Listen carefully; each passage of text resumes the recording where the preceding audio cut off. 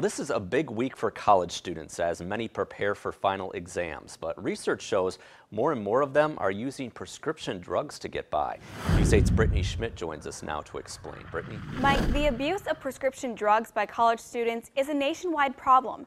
Research shows 44% of college students who use prescription stimulants use them to study, while 31% say they abuse them to stay awake.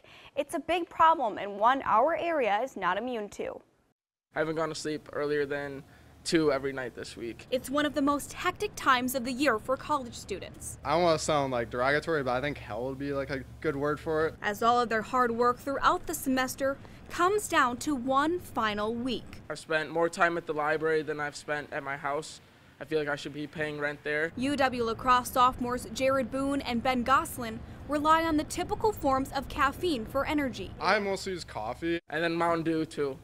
So I mix it all in, and last night I had a lot of Swedish Fish and Sour Patch Kids to keep me going. But research shows more and more college students are turning to prescription drugs to help focus during finals week. Ritalin and Adderall are pretty prevalent in the school settings. These are rarely cases of students actually seeking out dealers. It's usually that medications are being shared with friends. Some students aren't aware of the danger. Students might exaggerate their symptoms so that a physician will bump up the dose of their medication. But Ritalin and Adderall are in the same drug category as hydrocodone, a dangerously addictive painkiller. The same level of abuse potential. Plus, there are other risks involved, such as increased blood pressure or heart rate. These medications can worsen agitation or anxiety, so they're certainly not going to be a calming influence. And a calm and mental state is exactly what is needed when taking that final exam. It's kind of like the finish line of like a marathon. Like it's the final sprint, so you have to like really dig deep and push forward.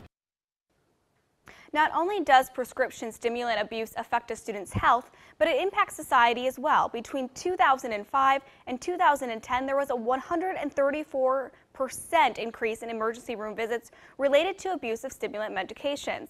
That's more than 30,000 emergency room visits a year related to that, so there is also a high cost to society. Thanks a lot, Brittany. About 1 in 5 college students admit they have abused a prescription stimulant at least once in their lifetime.